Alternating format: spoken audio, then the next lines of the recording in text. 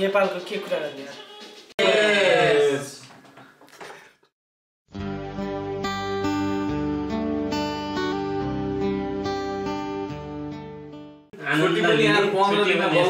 त्यसको पछाडि नेताहरूको चाहिँ इमानदारीता र चाहिँ भिजनमा जबसम्म चाहिँ इम्प्रुभ हुँदैन तबसम्म केही पनि हुनेवाला छैन। परिवर्तन भन्ने कुरा यसरी हुँदैन। तपाईँको लाइब्रेरी बनाउने अरे यहाँ चाहिँ पैसा मागिरहेछन्। फेसबुकले पनि गर्नु गर्छ, कहिले अपाङ्ग भनेर माग्छ। के दोकी झेकेर हान्ने त?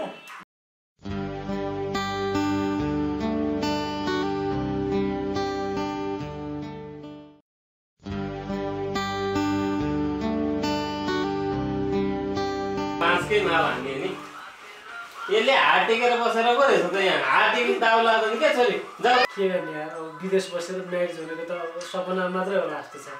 8-10 तोला सुन चाहिन्छ भन्छन् घरमा।